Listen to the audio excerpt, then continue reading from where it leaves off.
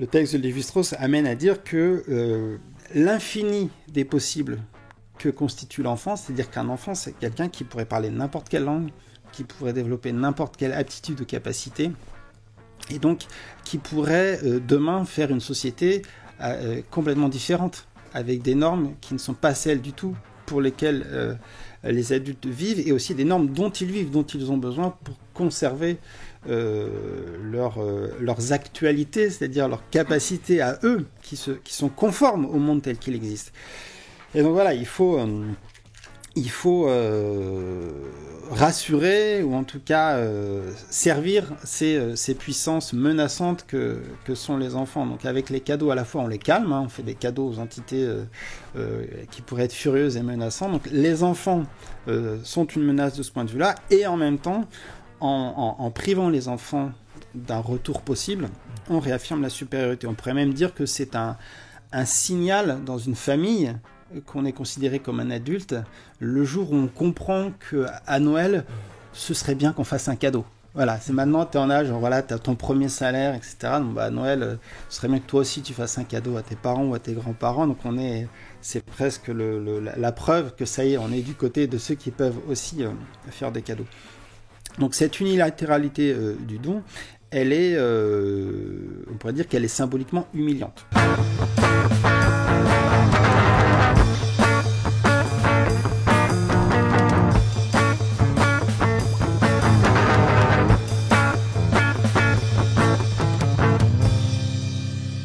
Bonsoir et bienvenue dans ce lundi soir. Alors, aujourd'hui, on est très heureux d'accueillir Sébastien Charbonnier pour un livre que nous publions aux éditions Lundi Matin et qui devrait probablement paraître le jour où nous diffuserons cette interview, à savoir le 14 novembre, et qui s'appelle donc La fabrique de l'enfance, sous-titré Anthropologie de la comédie adulte. Et le sous-titre a toute son importance, on en discutera après. Alors, c'est un livre qui nous apparaît très important à de nombreux égards, et on va en discuter aujourd'hui. En général, dans l'espace intellectuel, politique dans lequel on évolue, il y a un certain nombre d'évidences qui se sont développées depuis quelques décennies, à savoir que les formes de la domination étaient multiples, et donc on est passé un peu d'une espèce de lecture marxiste, économiciste, qui voyait la domination essentiellement dans le travail, dans l'économie, etc. Ce à quoi s'est ajoutée la question du genre, la question du sexe, et on a pu se rendre compte qu'il y avait une fonction particulière du sexe et du genre dans l'exploitation et dans la domination. Il y a la question de la race, enfin bref, voilà, on parle très souvent du triptyque classe, race et sexe ou genre. Nous, on pourrait aussi ajouter peut-être cybernétique et technologique dans ce qui est conçu comme étant parmi les technologies, en l'occurrence de pouvoir, et les dispositifs de domination. Et là, donc, dans ce livre, Sébastien Charbonnier, il vient en fait ajouter une nouvelle catégorie de ces formes de domination, à savoir la domination par l'âge. Alors, tu ne parles pas exactement de domination par l'âge, on en parlera, enfin, on précisera juste après.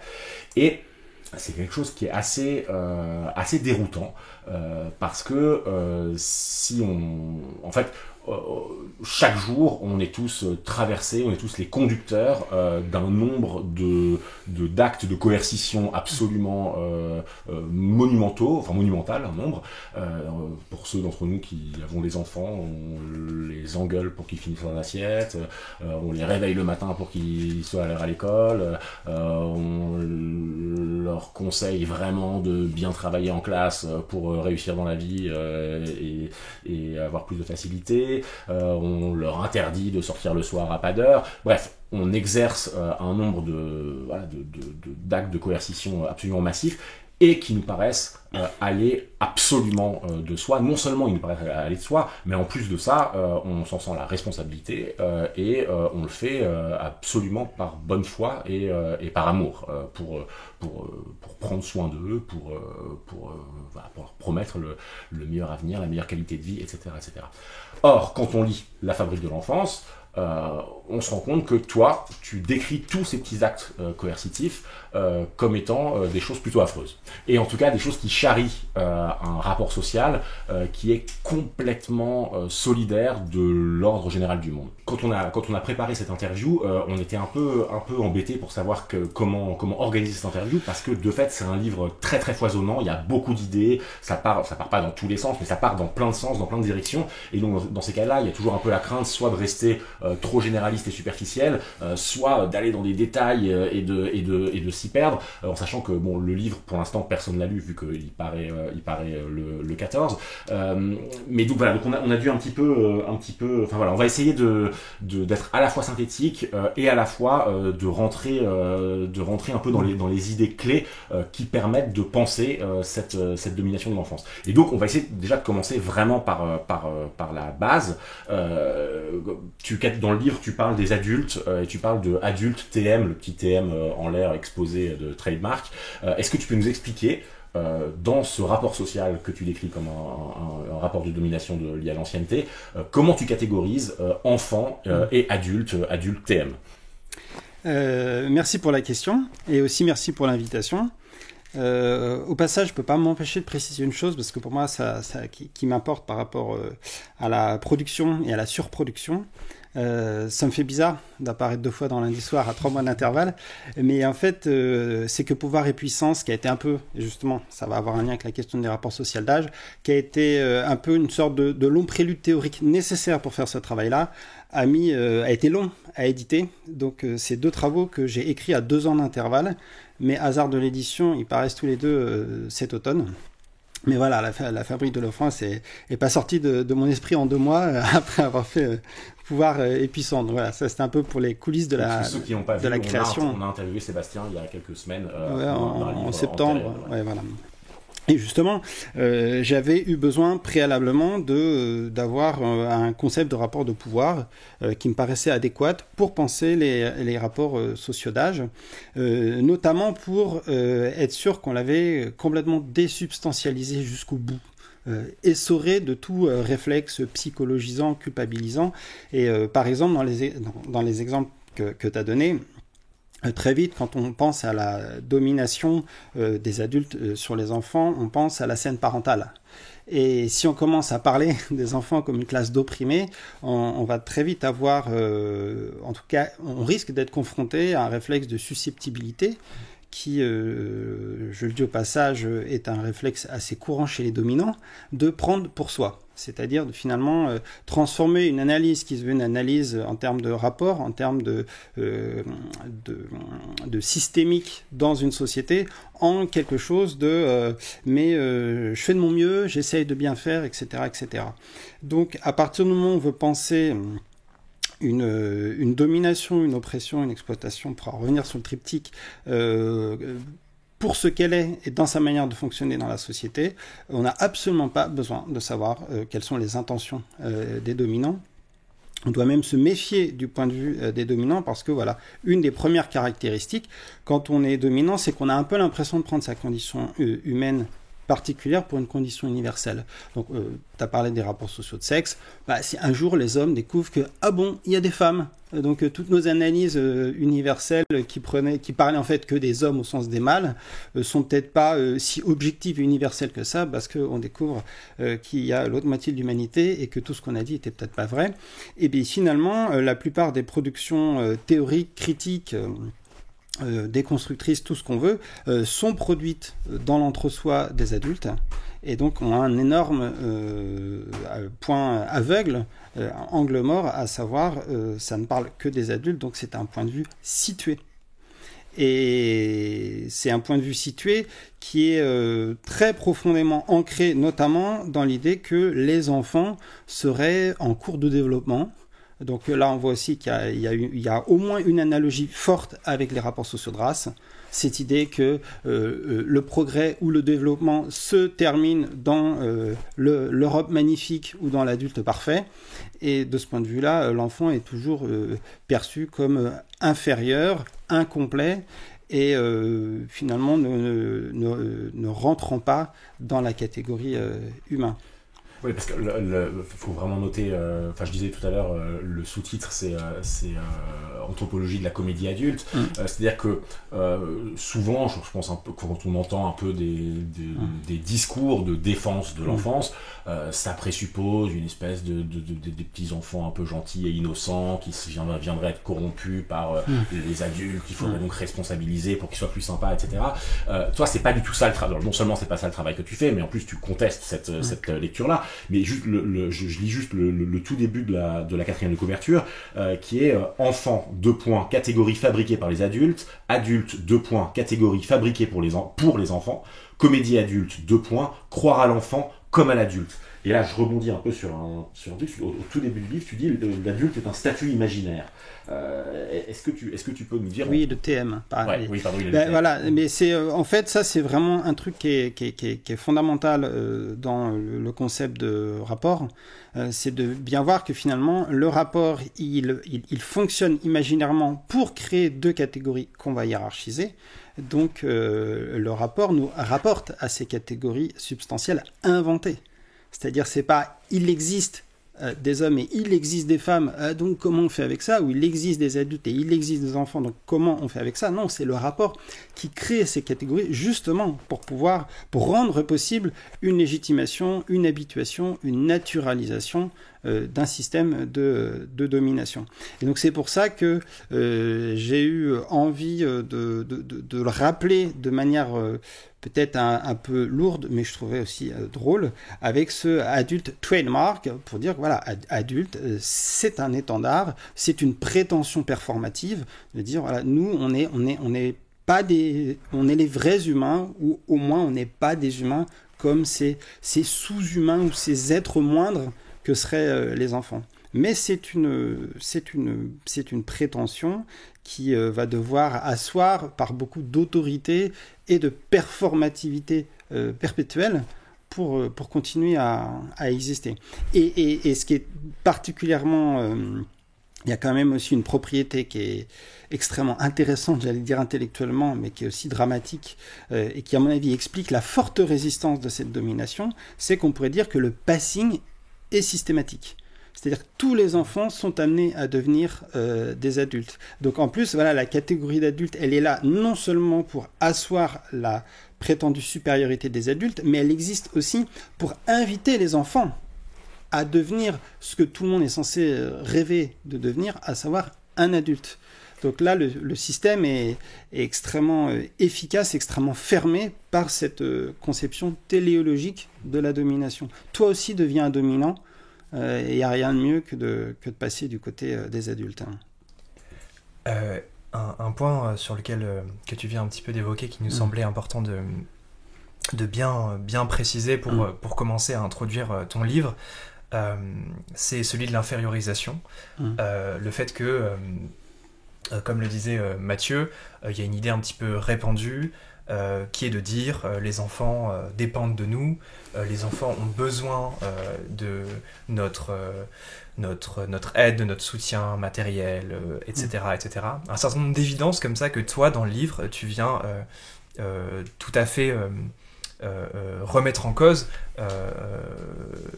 de manière un peu étonnante, peut-être pour qui ouvre le livre. Donc peut-être, est-ce que tu peux nous expliciter un petit peu plus ce côté-là, ce point d'infériorisation des enfants qui seraient, ce contre quoi tu t'inscris en faux, qui seraient inférieurs aux adultes, qui auraient besoin de nous et qui dépendraient de nous. Oui, cette infériorisation comme mécanisme de mystification, il est nécessaire pour tout rapport social qui va vouloir produire de la hiérarchie, mais on pourrait dire que là où il est plus redoutable encore, en se servant du critère de l'âge, c'est que souvent dans les autres rapports sociaux, l'infériorisation, on considère que c'est une naturalisation, c'est-à-dire qu'on va se servir de pseudo-arguments scientifiques, souvent tirés de la biologie. Voilà, des arguments par rapport à la puissance corporelle, au fait que ce soit les corps féminins qui servent pour la reproduction, donc les femmes seraient vouées à la maternité, à la parentalité plus que les hommes, etc. Alors que pour les enfants, comme c'est vraiment ancré dans la métaphore du développement, et du progrès, ça peut prendre presque une forme de naturalisation, j'allais dire physicaliste, c'est-à-dire que c'est le temps lui-même, dans son objectivité, qui serait censé nous sauter aux yeux, qui serait la preuve de l'infériorité des enfants. Notamment, la question de la séparation entre les adultes et les enfants va systématiquement prendre la forme du seuil chronologique. On devient adulte à tel âge, et on le voit bien d'ailleurs notamment dans la question du repère de l'âge civil. Du point de vue des dominants, créer la catégorie des mineurs, c'est finalement créer la catégorie ou le sas dans lequel on va maintenir en infériorité des humains, pour se donner le temps en fait de les conformer et de leur faire accéder, on est vraiment dans les logiques des rites initiatiques finalement, leur faire accéder au pouvoir uniquement quand on sera sûr qu'il n'y aura plus, j'allais dire, la moindre once de subversion possible. Et d'ailleurs, je cite quelques textes historiques où on voit que au début en Europe, c'est-à-dire au Moyen-Âge, au moment de la Renaissance, la seule chose qui inquiète les puissants et les possédants, c'est la question de la majorité des hommes blancs aristocrates. Parce que c'est cette majorité-là dont il faut avoir la maîtrise, parce que ce sont ces enfants-là ou ces mineurs-là qui sont susceptibles un jour de prendre le pouvoir. Ce qui peut expliquer aussi que voilà, la question de la minorité et la majorité légale n'a pas toujours été synchrone, par exemple, entre les hommes et les femmes, parce que l'inquiétude des adultes dominants était beaucoup moindre vis-à-vis des femmes. Et moi, je voudrais juste revenir pour bien comprendre cette question du rapport social qui permet donc d'évacuer les questions de culpabilisation, etc., cela que tu évoquais. C'est que ce qui est... là où je trouve le bouquin est vraiment très très efficace, c'est que t'expliques vraiment un système fermé où d'un côté l'adulte produit l'enfant et l'enfant produit l'adulte. Ce que tu dis, ça me fait penser par exemple à pour moi des acquis de Rancière, parce que je viens de la philosophie de l'éducation. Et ce qui est sûr, c'est que quand on pose les questions en éducation, dans toutes les disciplines, il y a un fait massif et bien connu, c'est le phénomène de la reproduction. Ça va être aussi quelque chose de très documenté dans la sociologie de l'éducation. On peut penser évidemment au grand livre de Bourdieu et Passeron. C'est-à-dire que les phénomènes éducatifs, en tant que mécanisme central de la perpétuation des systèmes de domination, fonctionnent vraiment sur la reproduction. C'est-à-dire que c'est parce qu'effectivement, on a subi un certain ordre, dans les deux sens du terme, c'est un ordre du monde et puis aussi des ordres au sens des mots d'ordre, que soi-même on va avoir tendance à les reproduire.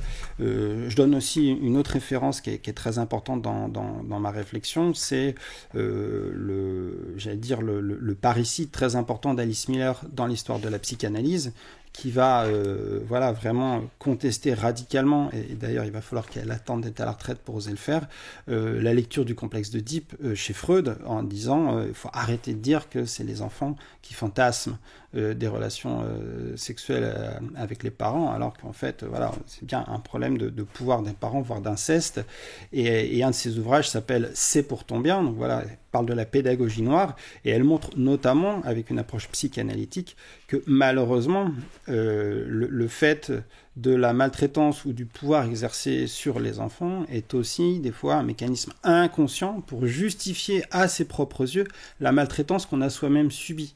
C'est-à-dire que c'est une manière extrêmement maladroite et traumatique d'essayer de garder ce lien dysfonctionnel entre j'ai subi du pouvoir de la part des adultes qui m'ont dit l'avoir fait par amour et pour mon bien.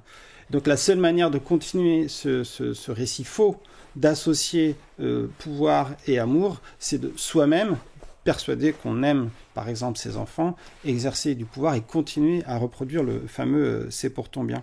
Et donc, le lien avec Rancière, c'est tout simplement, dans Le Maître ignorant notamment, il va montrer quelque chose de fondamental, c'est que l'adulte, l'enfant est toujours mis en demeure d'imiter l'adulte qui apporterait connaissance, savoir, émancipation. Donc c'est vraiment le modèle du fait comme moi, et on voit déjà que le modèle faites comme moi, le modèle d'imitation, de transmission, est un modèle conservateur par excellence, puisque finalement l'adulte propose les mêmes coordonnées du monde à l'enfant, mais surtout ce que montre Rancière et qui est très original et important pour moi dans son travail, c'est que l'adulte a besoin de l'enfant, c'est-à-dire qu'il va produire l'enfant comme ignorant dans la question épistémologique de Rancière, et produisant les ignorants, l'adulte en gros se donne un boulot sur mesure, c'est-à-dire que là, en tant que sachant, il devient utile, il devient nécessaire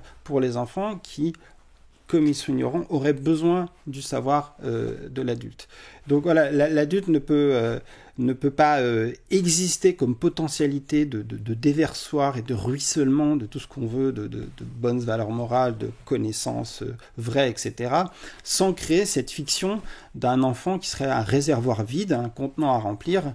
Et donc c'est quand même des vérités épistémologiques dont on sait depuis Platon qu'elles ne sont pas vraies, enfin que les idées c'est pas des contenants qui se transmettent d'un esprit à l'autre, et pourtant ça reste une sorte de fiction très, très courante dans le sens commun pour justifier l'adulte. Donc il y a vraiment un système de coproduction mis en place par la comédie adulte pour asseoir deux catégories qui font tourner le système.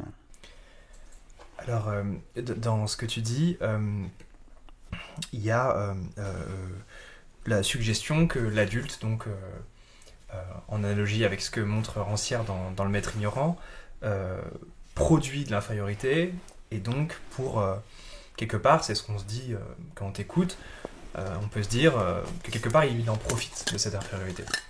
Seulement, ce dont il profite n'est peut-être pas tout de suite, au premier abord, si frappante à première vue. Et du coup, ça me semble important de peut-être revenir un petit peu sur quelques points de ce que tu développes dans le livre, pour essayer de bien comprendre comment justement l'adulte qui produit l'enfant profite de cette situation, de ce rapport-là. Il y a plusieurs points qui me semblent intéressants à aborder.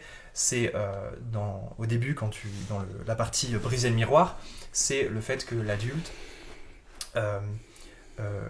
à travers la désignation d'un enfant comme un autre, une sorte de figure repoussoire, s'identifie lui-même en creux. Donc il se trouve une belle image parce qu'il décrit un infériorisé qui du coup lui n'est pas cet infériorisé. Donc l'adulte, à contrario de l'enfant, est responsable, etc. etc. Donc ça c'est quelque chose d'un peu plus immédiat et un peu plus palpable, mais il y a aussi des effets qui sont un peu peut-être plus durs à saisir. Tu développes à la fin une distinction entre diachronique et synchronique, etc.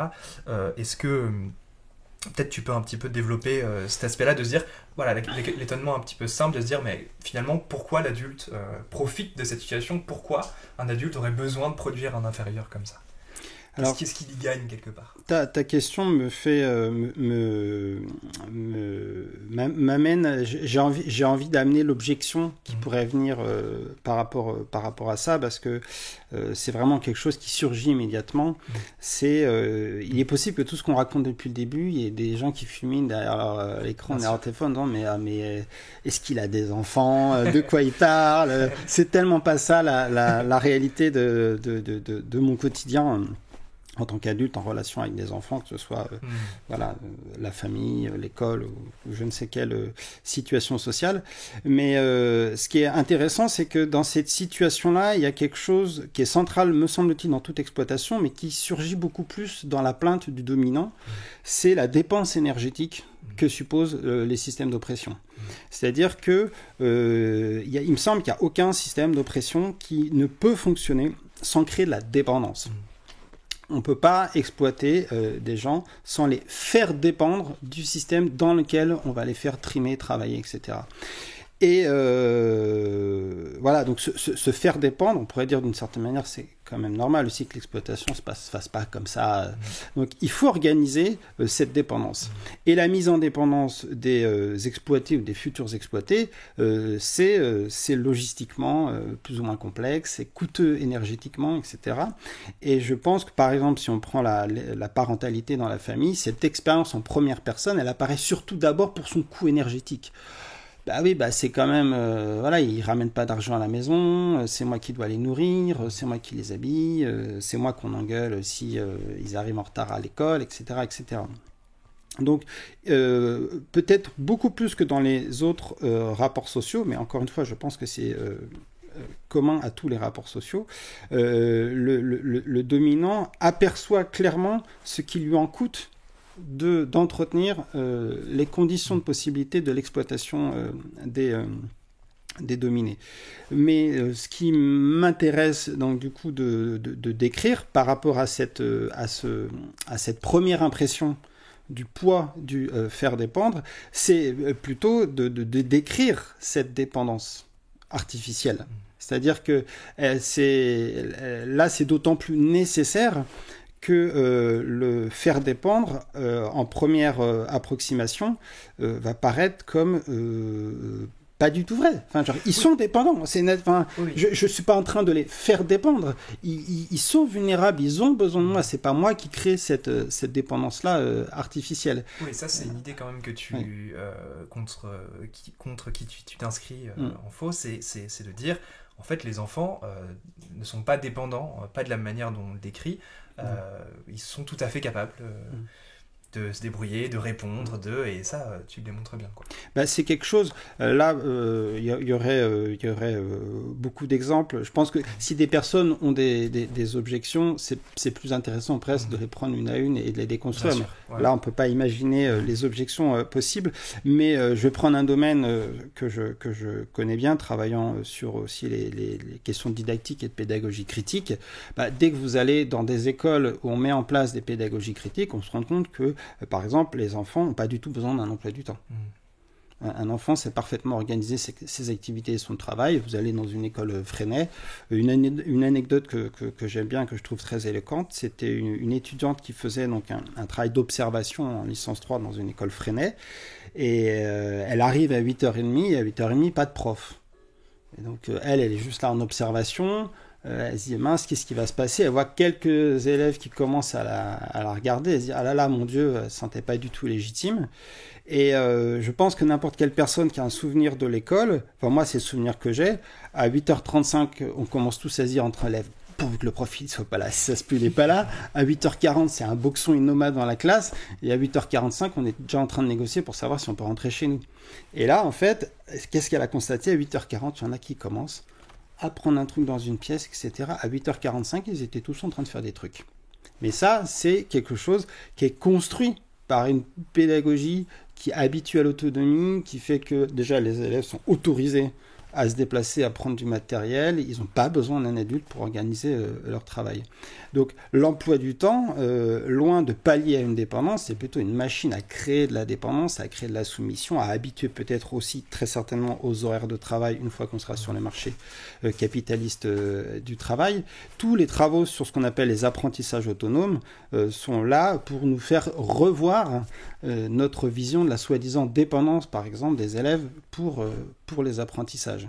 Donc voilà, les adultes mettent beaucoup de choses en place. Un autre exemple qui est bien connu, Maria Montessori, quoi qu'on en dise et quoi que soient les récupérations capitalistes de la classe moyenne bourgeoise dans des écoles dépolitisées aujourd'hui, n'empêche que chez Maria Montessori, il y a une vraie critique du jouet et un souci de mettre les élèves dès le plus jeune âge avec des vrais outils. On ne va pas être là pour amener les enfants dans un monde faux et fake.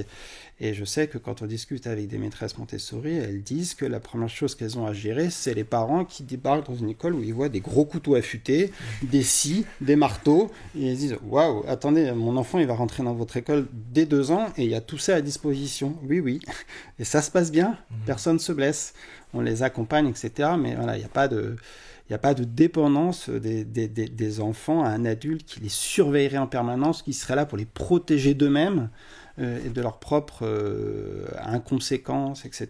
Tout ça est d'abord des craintes projectives avant d'être une réalité objectivement constatée par des adultes, des professionnels qui ont l'habitude de travailler avec des enfants dans d'autres cadres que des cadres infantilisants. On pourrait dire que l'infériorisation, c'est l'infantilisation. On pourrait dire qu'il n'y a pas d'enfants, il n'y a que des infantilisés. Et ça me permet de dire aussi quelque chose qui est important, parce que tout à l'heure, tu as dit domination par l'âge, on reviendra là-dessus, je pense que ça peut être le bon moment. Pour aller au bout de la dénaturalisation et montrer que ce livre n'est pas que quelque chose de méchant vis-à-vis des parents ou des professeurs et pour les faire culpabiliser, l'idée étant justement d'utiliser l'âge pour faire croire à des inférieurs, je préfère parler de domination par l'ancienneté, parce que c'est vraiment une domination qui va jouer sur la relativité des places liées à l'âge.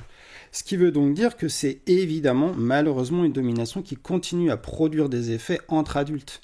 On pourrait penser, il y a énormément de travaux sur l'organisation du travail, par exemple, les rapports aux stagiaires, aux personnes qui sont en formation en alternance, comment est-ce qu'on va plus facilement les humilier, les sous-payer, leur donner des tâches à faire sans commune mesure avec leur formation. La grille salariale de l'ancienneté dans la fonction publique, héritée des grades militaires, il est tout à fait choquant que les femmes soient payées 20% de moins que les hommes à travail égal. Les fonctionnaires de catégorie A, je connais bien, notamment il y a les enseignants-chercheurs. J'ai regardé, au jour d'aujourd'hui, entre un échelon 11 et un échelon 1, il y a 106% d'écart de salaire. Il est donc tout à fait, la société juge tout à fait normal qu'un professeur de 50 ans en salle des profs soit payé plus du double de son collègue de 25 ans, alors qu'ils ont les mêmes classes, les mêmes horaires, les mêmes copiés et corrigés, tout pareil, même métier. Plus de 100% d'écart d'âge. Ça, c'est, on va dire, une trace matérielle, économique, légale, très claire, de la domination par l'ancienneté. Et inversement, si on rentre à l'intérieur de la catégorie des mineurs, on peut analyser beaucoup de phénomènes de violence entre mineurs, comme un apprentissage, on pourrait dire précoce, de la domination par l'ancienneté. Dans les affaires sordides des écoles privées comme Betaram, etc., on a appris que c'était souvent des surveillants, donc des lycéens en fin d'études qui frappaient les élèves. Donc là, on a bien des mineurs plus âgés qui frappent des mineurs plus jeunes. Ou dans les travaux sur les incestes dans les fratries, c'est systématiquement des grands frères qui incestent des petits frères et pas l'inverse. Dans le harcèlement scolaire, pareil, etc. Donc cette domination par l'ancienneté est une appellation qui me paraît plus englobante, plus pertinente. Et finalement, le rapport adulte-enfant est le rapport majoritaire, massif de cette domination par l'ancienneté, parce que c'est le cas qui s'appuie sur la légalité du statut de minorat et de majeur, mais ça ne s'y réduit pas. Et je pense que c'est important de le dire pour comprendre aussi en quoi c'est une domination qui peut continuer à être agissante tout au long de la vie. Et on n'en est pas débarrassé une fois qu'on est adulte, au sens où, une fois qu'on est adulte, on n'est pas juste le méchant devenu dominant, mais on est aussi, ce qu'on disait un peu tout à l'heure, l'ancien dominé qui peut-être ne cessera de se débattre avec ces choses-là, et on pourra peut-être en reparler si on parle de l'auto-exploitation. Sauf si tu veux continuer. Non, mais moi je voulais, parce que depuis tout à l'heure on parle de domination, etc. Mais donc le livre, je précise, il est composé de 24 chapitres, donc c'est des chapitres à chaque fois assez courts, parfois de 2-3 pages, 7-8 pages, et il y a 4 grandes parties. Donc là on a parlé de la première, briser le miroir, cesser de performer l'adulte. Et ensuite, les 3 parties qui suivent, il y en a une qui évoque l'action de la domination, donc conjurer l'oubli de la domination, cesser d'idéaliser l'enfance. La suivante, la 3e, c'est nos puissances face à l'oppression. Et la 4e, c'est fuir l'auto-exploitation. Donc on a domination, oppression, exploitation.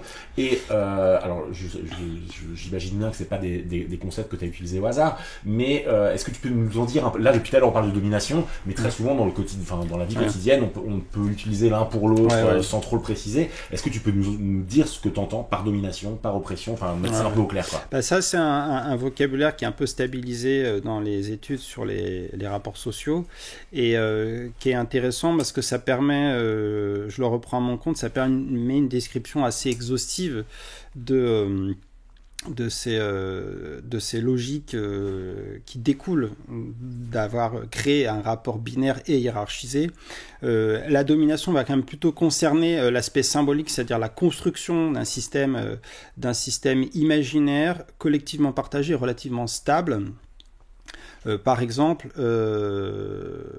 quand Michel Foucault parle de rapport de pouvoir, les rares fois, parce que c'est pas quelqu'un qui parle beaucoup de domination, mais finalement quand il doit définir la domination, il dit en fait c'est un rapport de pouvoir qui a réussi à se stabiliser historiquement. Donc voilà, un système de domination, c'est quelque chose qui fonctionne parce qu'il est partagé, et il doit absolument l'être puisqu'il est purement imaginaire, c'est-à-dire que c'est quelque chose qui fonctionne au niveau des imaginaires des individus. C'est ce qui fait que par exemple la domination, comme une des modalités de la domination, c'est la violence symbolique, et ben, essayez d'exercer votre violence symbolique sur quelqu'un qui ne partage pas le même imaginaire social que vous, ça ne marche pas. Si vous dites « relisez Proust » à des élèves de prépa, le préfixe « re », ça les met en PLS, parce qu'ils comprennent tout de suite « mon Dieu, en fait, quand on arrive là, on est censé avoir déjà lu Proust ». Ça, c'est un exemple de violence symbolique. Si vous dites « relisez Proust » à quelqu'un qui a arrêté l'école il y a longtemps et qui est très heureux comme ça et qui ne sait même pas qui est Proust, il peut dire non, j'aime pas lire, ou moi j'ai prévu de lire autre chose la semaine prochaine, donc ton relisez Proust, ton conseil, tu peux te le mettre là où je pense. Donc voilà, l'effet de violence symbolique fonctionne pas du tout, donc il faut avoir construit un imaginaire. Bon, dans les grands rapports sociaux, ces imaginaires-là, malheureusement, ils sont prégnants dans toute la société, et c'est comme ça qu'ils peuvent fonctionner. L'oppression, donc on pourrait dire que la domination, c'est un peu, j'ai commencé par ça, j'hésitais parce qu'on pourrait presque dire, non, c'est pas qu'on pourrait presque, dans l'ordre de construction concrète, c'est normalement, il faut d'abord de l'oppression pour créer de la domination. Mais la domination, parler de la domination d'abord, ça permet un peu de dresser le tableau de l'état général d'une société adultiste, c'est-à-dire qu'avec un imaginaire qui nous ferait croire que les adultes sont supérieurs aux enfants. Après, rentrer dans le détail des oppressions, c'est décrire des mécanismes plus concrets, plus quotidiens d'interaction violente, qu'elles soient physiques ou psychiques. Donc par psychique, ça va être par l'effort, les insultes, les humiliations, le rappel permanent de la dépendance ou de la vulnérabilité ou de tout ce qu'on doit aux adultes. Et puis après, ça peut être l'emprise des corps des enfants, le fait de les manipuler facilement, de les habiller de force, de les tirer par le poignet, etc. Donc tout un rapport très intrusif au corps des enfants, le fait de les forcer à manger, etc. Tout ça décrit les mécanismes d'oppression. C'est eux qui vont épuiser, on pourrait dire, énergétiquement les dominés et les vouer corps et âme après au système symbolique de la domination. Et après, l'exploitation, d'une certaine manière, on en revient aux fondamentaux en termes d'approche matérialiste. Tout ça pourquoi ? Enfin voilà, les rapports sociaux, c'est pas juste une invention de sadique, c'est pas pour le plaisir d'opprimer et de dominer, mais tout ça sert bien un objectif, c'est la mise au travail d'autrui à des fins de jouissance chez les dominants. Donc voilà, pour pouvoir les mettre au travail et légitimer les conditions injustes et inégalitaires de la mise au travail, les systèmes d'oppression et de domination ont préparé cette exploitation qui ne tiendrait pas sans... Et on le voit dans les moments historiques où des systèmes d'exploitation nouveaux émergent, il y a énormément de résistance. On peut penser aux Ludites au XIXe siècle, ou même les convoyeurs ou le travail à la chaîne, dans les chaînes de Taylor. Au début, ça marche pas. Enfin, j'avais lu un historien, j'ai plus la référence, qui disait le salaire à $1, Ford, pas Taylor, Ford, le salaire à $1, c'est pas Ford qui est sympa, c'est une solution des managers de Ford qui disent il faut qu'on trouve un truc parce qu'ils se barrent tous au bout de quelques semaines. Parce que voilà, les ouvriers qui débarquent dans les systèmes de convoyeurs, ils disent mais c'est horrible votre truc et ils repartent. Donc voilà, les systèmes d'exploitation ont besoin d'être préparés en amont pour finalement endormir toute résistance et toute vigilance chez les travailleurs et les travailleuses quant aux conditions qu'on leur propose. Donc voilà, c'est trois concepts qui permettent une description assez complète, et si on veut prouver que l'âge est un rapport social, il me semble que l'exigence théorique consiste à en passer par l'épreuve de ces trois concepts pour voir si on a bien un système complet. Les personnes n'étant pas d'accord, parce qu'on peut le dire aussi, c'est pour l'instant une des hypothèses qui ne sont pas consensuelles dans le domaine de la recherche. Chez des chercheurs qui sont en dissensus avec moi, eux, à l'inverse, vont essayer de prouver que dans un des trois, on n'est pas légitime à parler d'un rapport social d'âge produisant de l'exploitation, surtout l'exploitation. Mais l'oppression, c'est difficile de la contester. Dans la domination, il y a aussi des débats, en disant que, voilà, par exemple, un concept comme le concept de misopédie, très intéressant pour synthétiser cette idée que la société est systémiquement misopède. C'est quelque chose qui est en débat, et qui est parfois contesté. Expliquer, ça c'était une de mes questions, ouais. de faire, si on en est là, parce que je pense qu'on est obligé d'expliquer un petit peu. Attends, je crois que j'avais noté une... Tu fais une distinction entre misopède et misophobe. Et pédophobie. Entre l'un étant la haine et l'autre la peur. Ouais. Ben ça, c'est un concept qui est au travail, là, pour le coup, dans la recherche depuis 2 ans maintenant. Il y a eu deux beaux colloques qu'on a eu à Limoges sur le concept de misopédie. Et on est quand même plusieurs à être d'accord pour dire qu'il est très intéressant tactiquement. C'est-à-dire qu'il est intéressant épistémologiquement, mais il est aussi intéressant tactiquement, parce qu'il renvoie tout de suite à un réflexe, là aussi des dominants, qui nous met au cœur du sujet. Et d'ailleurs, il est tellement efficace tactiquement que j'ai décidé de mettre en épigraphe du livre une citation de Christine Delphy, qui fait vraiment écho à ça, et qui est intéressante aussi, j'allais dire, pour venir chercher les imaginaires dans un lectorat qui commence à être un peu plus habitué aux problématiques féministes, puisque, en gros, l'anecdote de Delphy est la suivante. Elle dit, donc Christine Delphy, qui a un peu travaillé sur la domination par l'ancienneté. Elle dit, la première fois que j'ai eu ces hypothèses-là... Mais tu veux que je le lise voilà, on va lire la citation de Christine Delphy, elle le dira mieux que moi. La première fois que j'ai dit, lors d'une réunion féministe informelle, ce qui me semblait aller de soi, que les enfants sont un groupe opprimé, l'une de mes amies a fondu en larmes en protestant qu'elle n'opprimait pas ses enfants. Cela me rappelait l'attitude des premiers hommes confrontés au mouvement féministe, qui se mettaient presque à pleurer en disant qu'ils n'avaient jamais fait de mal à personne. En prétendant être attaqués personnellement, ils mettaient un terme à la discussion. Je n'avais pas cédé à ce chantage-ci, mais je cédais à ce chantage-là. Après tout, c'étaient mes camarades de lutte. Il m'a fallu 10 ans et la circonstance d'être à l'étranger pour oser écrire ce texte. Voilà, donc, et ça renvoie d'ailleurs à une chose qu'on a dit au début de l'entretien, c'est-à-dire que là on a un réflexe défensif de susceptibilité qui rhétoriquement peut être très efficace, parce qu'on a quand même une grande chercheuse, Christine Delphy, qui reconnaît rétrospectivement que ça l'a un peu cisaillé dans son élan de recherche et qu'il lui a fallu 10 ans finalement pour accoucher du texte. Et donc voilà, de même que quand on dit misogynie, on va tout de suite, enfin pas tout de suite forcément, mais en tout cas on peut très bien imaginer l'homme qui dit mais j'aime ma femme, j'aime ma mère, je comprends pas parler d'une société misogyne, c'est pas moi, ou not all men, pas moi j'aime les femmes. Et avec le concept de misopédie, on a tout de suite cette objection-là. Elle est intéressante parce que ça permet de dire attention, là ce qui nous intéresse avec le concept de misopédie, c'est de décrire et de penser comment fonctionne une société misopède. Et voilà, et cette société misopède, elle peut très bien fonctionner avec des individus qui, subjectivement ou psychiquement, se vivent comme aimant les enfants et donc ne se reconnaissent pas du tout dans le concept. Et d'ailleurs, je mets une autre citation de Sarraute, dit « Est-ce que tu aimes les enfants ?» Dans l'enfance, il dit « Mais évidemment, comment pourrait-on ne pas aimer les enfants ?»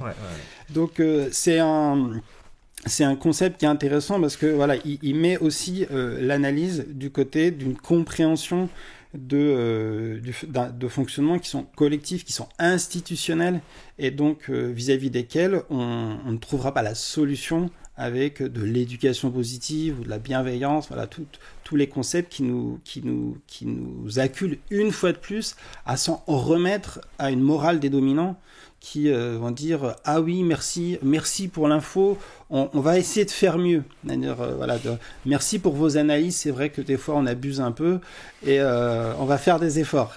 Non, enfin, c'est pas ça. C'est pas... Dès qu'on analyse les choses d'un point de vue matérialiste et vraiment au niveau des rapports de pouvoir, la solution ne peut qu'être collective et certainement pas individuelle, chacun dans son coin.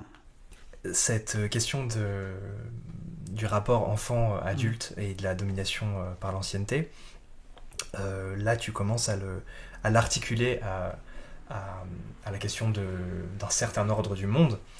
Et je voulais lire ce petit passage au début où tu dis « L'enfance est comme un sas de sécurité pour les ordres du pouvoir.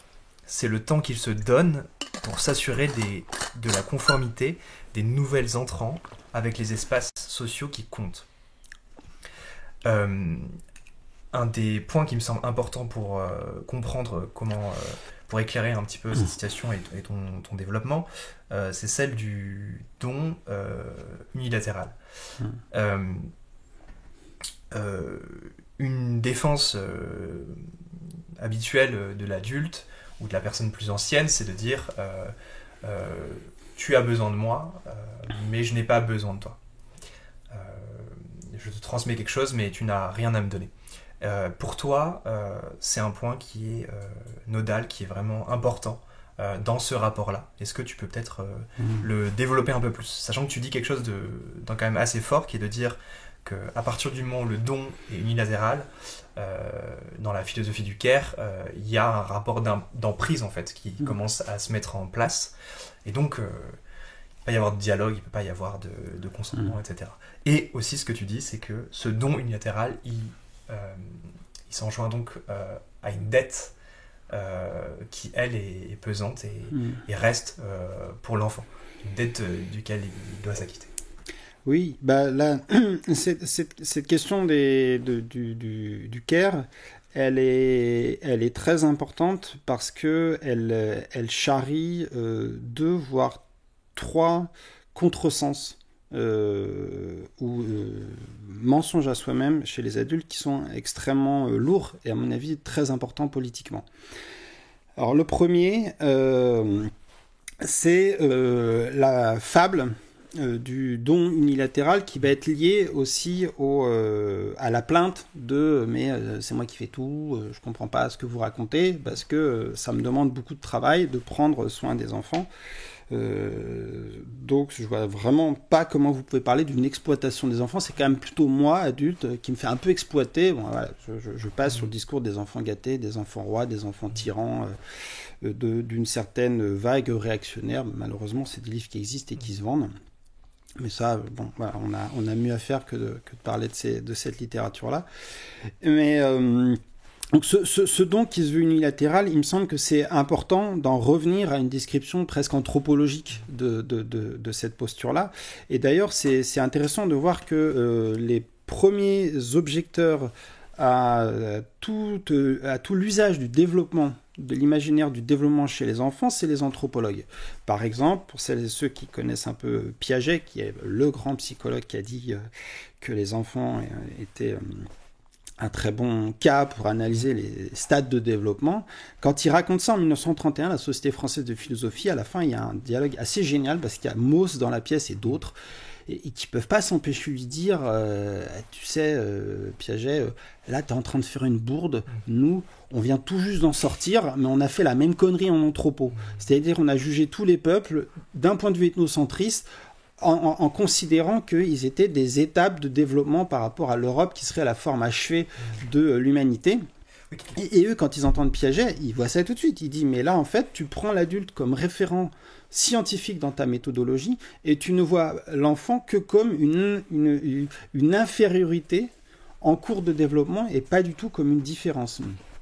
Donc, il voit ça très bien, et Lévi-Strauss reviendra là-dessus, d'ailleurs, dans un magnifique chapitre 7 des structures élémentaires de la parenté, en venant, encore une fois, renverser cette chose-là.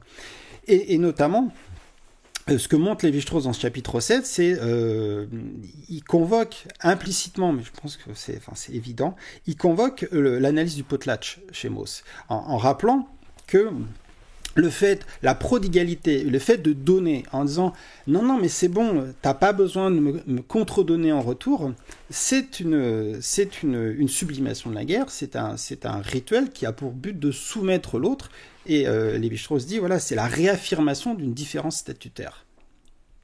Et bon, par ailleurs, je me sers d'un très bel article de lui sur ce que tu peux raconter sur Noël, parce que sur Noël, voilà, où il analyse le rituel de Noël, donc en 1952, donc 3 ans après les structures élémentaires de la parenté, puisqu'il bénéficie, entre guillemets, d'un fait divers.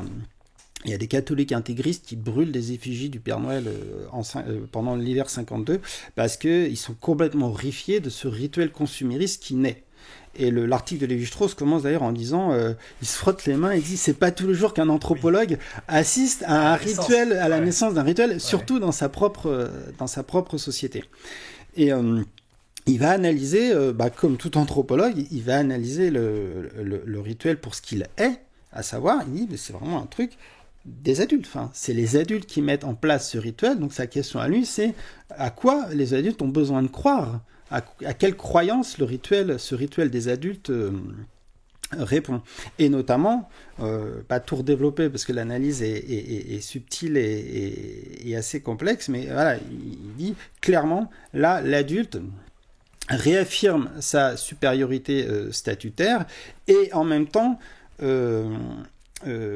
canalise ou contient la puissance subversive des enfants. Il va faire un parallèle avec un mythe amérindien, le mythe des Kachina, où finalement les enfants sont porteurs d'une menace, d'un danger, et ça, il ne le dit pas explicitement, mais voilà, l'hypothèse que je fais, qui me paraît intéressante, c'est finalement, le texte de Lévi-Strauss amène à dire que l'infini des possibles que constitue l'enfant, c'est-à-dire qu'un enfant, c'est quelqu'un qui pourrait parler n'importe quelle langue, qui pourrait développer n'importe quelle aptitude ou capacité, et donc qui pourrait demain faire une société complètement différente, avec des normes qui ne sont pas celles du tout pour lesquelles les adultes vivent, et aussi des normes dont ils vivent, dont ils ont besoin pour conserver leurs actualités, c'est-à-dire leurs capacités à eux, qui sont conformes au monde tel qu'il existe. Et donc voilà, il faut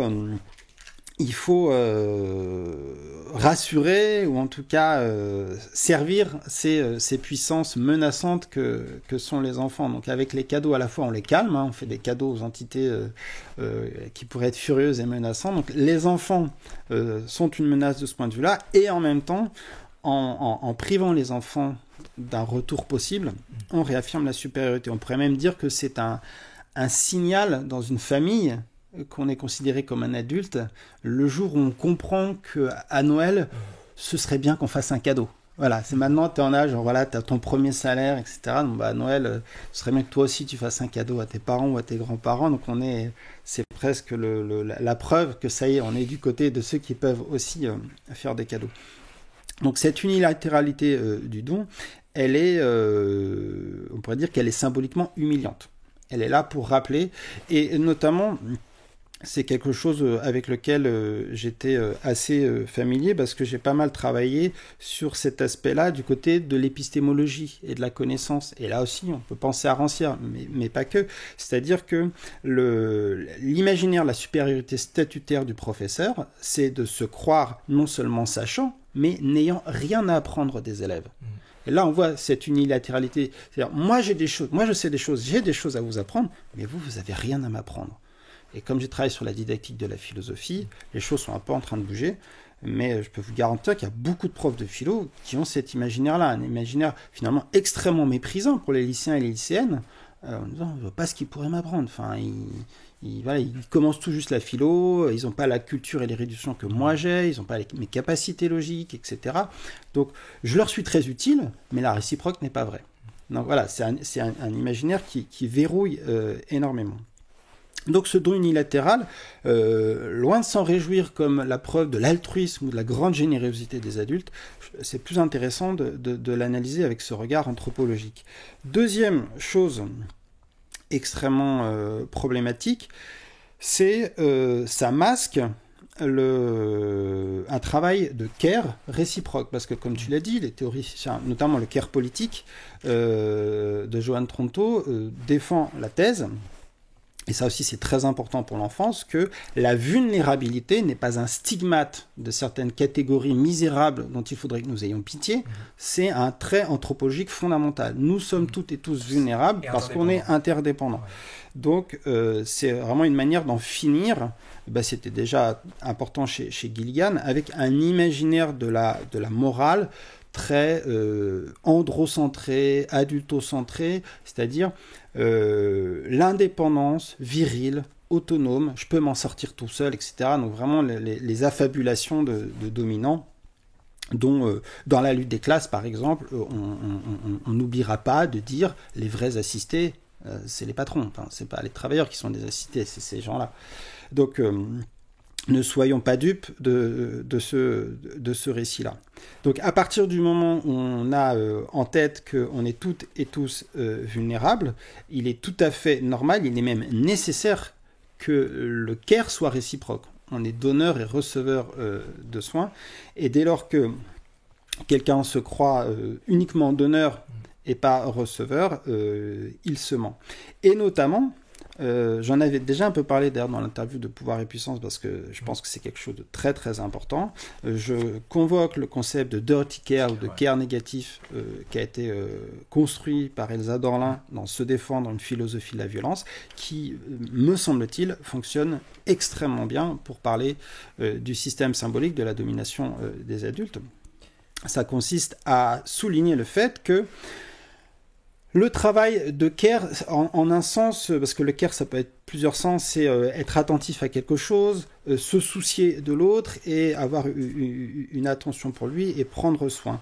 Mais si on reste juste au niveau déjà de la perception, c'est-à-dire être attentif à tous les signaux émis par l'autre, Elsa Dorlin, à propos des rapports sociaux de sexe, souligne que les femmes, à cause de l'appropriation sexuelle de leur corps par les hommes, sont contraintes à une sorte de ce qu'elle appelle une phénoménologie de la proie, et à décoder les hommes, à les comprendre pour des raisons de survie. Ouais. Donc c'est pour ça qu'elle appelle ça, c'est un care négatif, c'est-à-dire déjà il est extorqué, c'est pas parce qu'on aime bien l'autre et qu'on a envie de prendre soin de lui, et en plus il est non seulement négatif dans sa forme, mais on pourrait dire qu'il est aussi négatif dans son principe, puisque c'est autant de désattention à soi-même.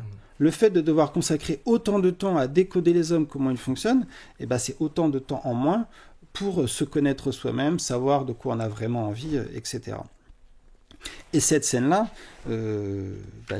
anecdote personnelle, ma cousine se reconnaîtra. Elle me parlait donc de son père qui aujourd'hui est mort et qui pouvait avoir des accès de colère. Et elle me disait cette anecdote. Je me souviens plusieurs fois être rentré de l'école et ma mère arrivant tout de suite au couloir me faisant chut. Ça voulait dire il est de très mauvaise humeur ce soir. On moufte pas, on capte pas. On doit maîtriser tout ce qu'on dit, tout ce qu'on est, sinon il va péter un câble. Là, voilà, c'est un exemple un peu extrême, mais voilà, c'est cette manière de devoir complètement s'arranger avec la possible tyrannie, la colère, le pétage de plomb du dominant. Et en fait, indépendamment même d'une adultéité toxique, on peut considérer que l'apprentissage de la vie sociale chez un enfant, c'est un décodage permanent. De comment fonctionne l'adulte. C'est-à-dire, bienvenue dans le monde des rapports de pouvoir, c'est-à-dire, vous ne pourrez pas vous intéresser que aux relations nécessaires avec les choses et à leurs effets objectifs, et vous allez devoir être très attentif aux effets arbitraires de ceux qui ont de l'autorité. Et ça, c'est hyper épuisant. C'est-à-dire que si un enfant dit quelque chose et voit que l'adulte réagit mal, sans même savoir pour quelle raison, il doit juste composer avec le fait que quand je fais cette mimique-là, ou quand je dis ça, ça se passe mal, donc j'arrête de le dire. Sans forcément savoir pourquoi ce serait pas bien de le faire, pourquoi. Et c'est ce qui fait que voilà, on produit des habitudes ou des coutumes qui des fois sont décorrélées de toute réalité objective quant aux effets qu'elles sont censées produire. Donc il y a ce dirty care qui est bien réel, donc que les adultes visiblement ne voient pas dans leur représentation de la scène générale de leur relation avec les enfants, comme il n'y a que nous qui donnons et les enfants ne font aucun travail. Et on pourrait même aller plus loin. Le troisième point qui est un peu lié au deuxième, c'est parler de la charge mentale des enfants, c'est-à-dire, et là c'est peut-être plutôt du côté des travaux je reviens à la psychanalytique d'Alice Miller, où elle montre comment est-ce que quand les adultes ont plein de traumas et de dysfonctionnements affectifs, on constate en fait que c'est les enfants qui prennent ça en charge. Donc on pourrait aussi parler de tout un travail de charge mentale affective ou tout un travail de care des enfants qui n'ont pas d'autre choix que d'essayer de soutenir émotionnellement des adultes qui leur font subir leur débordement émotionnel. Et là aussi, c'est quelque chose qui, à mon avis, est grandement sous-estimé et qui serait très intéressant d'enquêter plus à fond. Là, j'esquisse ça à titre d'hypothèse sans pouvoir trop approfondir, mais ce serait intéressant de... Là aussi, importation d'un concept féministe, un concept de charge mentale, dont la peinture de l'enfant comme charge décrit très, très injustement. Et ça me permet d'ailleurs de faire une allusion, parce que c'est un des rares beaux livres sur la question, au travail de Tal Peter Bromerx, Merx, je dis toujours Marx, parce que Tal Peter Bromerx, qui avait bien avancé dans sa thèse, qui malheureusement a mis fin à ses jours et n'a pas pu terminer sa thèse, mais un collectif de chercheurs et d'amis a publié sa thèse sous le nom La domination oubliée.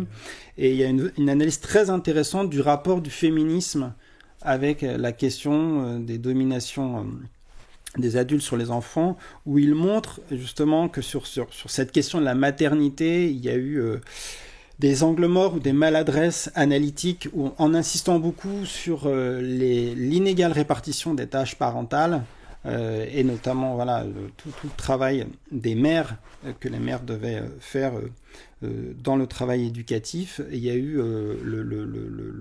le prix à payer théorique a été assez lourd parce qu'il y a eu, ça a entraîné une grosse minimisation de la question, voire même une silenciation de la question de l'adultisme, puisqu'on ne voyait finalement l'enfant que comme c'est cette chose qui amenait beaucoup de travail domestique aux femmes et aux mères, sans interroger le fait, d'un point de vue intersectionnel, qu'une mère, c'est aussi une adulte, et donc possiblement une dominante du point de vue du rapport social d'âge. Alors justement, tu fais le lien avec les luttes féministes. Il y a quelque chose qui me semble important que tu dis dans le livre, c'est de dire, du point de vue féministe, l'émancipation pour une femme, c'est pas devenir homme. Tu clarifies bien dans ton livre que du point de vue de l'enfant, l'émancipation, c'est pas devenir adulte. Je reviens sur quelque chose que tu as un petit peu développé avant, par rapport à l'adulte comme un télos, comme un but à atteindre, ce qui l'institue vraiment comme adulte, comme tu le décris, l'adulte TM dans le livre. C'est vraiment l'adulte comme une figure d'achèvement. On pense à Piaget avec ses stades de développement, avec chaque âge correspondant à une certaine acquisition. Et quelque chose qui illustre bien la question, c'est l'analogie que tu fais avec le colonialisme, où allant dans des pays colonisés, les colons disaient j'ai l'impression de voyager dans le passé, comme si la civilisation occidentale était un achèvement d'étapes successives, etc., et non pas des singularités et des différences. Donc voilà, il me semble qu'un point qui est important aussi, c'est cette espèce de méfiance vis-à-vis de l'adulte comme une maturité, comme quelque chose qui est un but achevé, et qu'il ne faut pas se dire que pour échapper à l'enfant, il faut aller dans la figure de l'adulte, puisque là, au contraire, on pourrait reproduire encore cette domination, et donc ne pas être dans une forme d'émancipation, quoi. Avec cette question-là, je pense qu'on atteint à la fois, je pense, le cœur de ce qui est intéressant dans la question, et puis son côté un peu migraineux où les bras m'en tombent. Parce que les gens vont dire, mais c'est quoi votre truc ? Évidemment qu'on va devenir adulte, quoi d'autre ? What else ? Et ça peut paraître, là, on peut se dire, c'est bon, il est parti, là, le philosophe, il raconte un truc. Concrètement, en termes de lutte, qu'est-ce qu'on fait, etc. Mais parce qu'on pourrait dire que, alors même que ça a été quand même très compliqué, ça va pas de soi d'avoir réussi à déconstruire l'idée que l'émancipation, ce serait imiter le maître. dans un superbe travail, une collègue et amie chercheuse, Vanina Mosi-Konachny, dans Qu'est-ce qu'une éducation féministe, elle doit passer des pages et des pages justement à décrire comment est-ce qu'un certain féminisme est resté prisonnier d'un schéma, ce qu'elle appelle le schéma du rattrapage. En gros, voilà, on sera libre quand on arrivera à faire un peu comme les hommes.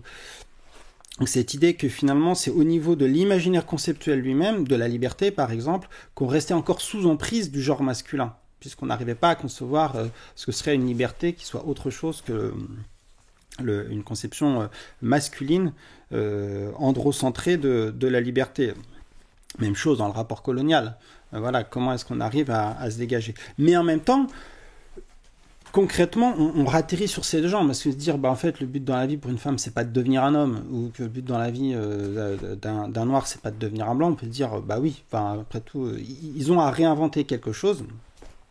Alors qu'avec l'enfant, c'est plus compliqué, parce qu'on se dit, mais quoi que tu fasses, désolé, mais tu vas devenir un adulte. Enfin, voilà, donc ça montre que là, plus sans doute encore qu'ailleurs, on est face à un niveau de naturalisation ou de pseudo-évidence de la catégorie enfant et adulte qui est très très fort. C'est-à-dire qu'on a l'impression de se retrouver un peu à nu et perdu en termes à la fois d'imaginaire conceptuel, d'imaginaire révolutionnaire, d'imaginaire de choses qui a à reconstruire collectivement, mais moi je pense qu'on tient le bon bout. Enfin, c'est-à-dire quand on commence à arriver, j'aime toujours rappeler que Apori, ça je dois à un vieux livre de Sarah Kaufman, j'ai plus le titre en tête, mais de 83, je sais que c'est 83, où elle dit, moi je savais pas, elle dit aporie c'est pas l'impasse, c'est ce qu'on m'avait appris dans mes études. Là, t'es dans une aporie parce qu'en fait l'idée c'est que Socrate, dans les premiers dialogues, il amène à l'aporie parce que Platon donne pas de réponse. Et donc c'est vraiment l'image de l'impasse, t'es dans une rue, il y a un mur, voie sans issue, manque de bol. Elle dit non, aporie ça veut dire littéralement l'absence de traces. Donc finalement l'aporie, l'exemple typique, parce que les Grecs étaient des marins, l'exemple typique de l'aporie parfaite, c'est il y a un bateau qui est passé et le sillon dans la mer, il disparaît très vite. Contrairement à la terre où quand on creuse des routes ou des chemins, une fois qu'il y en a qui sont passés par là, on y va tous sur le même chemin. Alors que l'étendue maritime, il y en a un qui a fait un chemin et toi tu arrives derrière, il faut que tu inventes ton chemin. Et donc en fait, l'aporie, c'est ça, c'est l'absence de chemin déjà tracé. Et c'est cette absence de chemin déjà tracé qui fait, dit Kaufman, qu'on n'avance pas, parce qu'il y a un moment donné, juste on s'arrête, on est obligé de se poser la question, dans quelle direction je vais ? Et je pense que là, on est un peu là-dedans, quoi. On arrive à une aporie, mais pour moi, c'est pas du tout t'as raté ton livre, ou ta conclusion ne sert à rien, ou c'est beaucoup trop abstrait, mais au contraire, ça nous oblige à nous poser la question, c'est quoi devenir ? Parce que à partir du moment où on a des catégories, le télos qui s'offre toutes prêtes, je pense qu'on est, il nous faut un autre mot, et dans le livre j'emploie advenir adulte, c'est il faut s'adapter de Stigler. C'est regarde, j'ai déjà la forme de vie toute faite. Adviens adulte, c'est plus du devenir, c'est conforme-toi, installe-toi dans ces formes préétablies. Donc il y a à devenir, et c'est important aussi, donc à la fois l'idée c'est évidemment pas d'advenir adulte, c'est-à-dire de se conformer à cette catégorie du dominant, cette promesse aussi extrêmement sordide de dire t'as pas d'autre choix de sortir du statut de dominé que de basculer du côté des dominants. Tu as sorte de d'être le traître à sa classe, oublier tout ça, et en même temps évidemment pas non plus un retour nostalgique à l'enfance, c'est-à-dire ne pas devenir adulte, ce serait rester un éternel enfant qui finalement là aussi ne serait que se conformer à un portrait extrêmement artificiel et d'ailleurs plutôt humiliant, dont il faudrait beaucoup de... Parce que là, Pardon.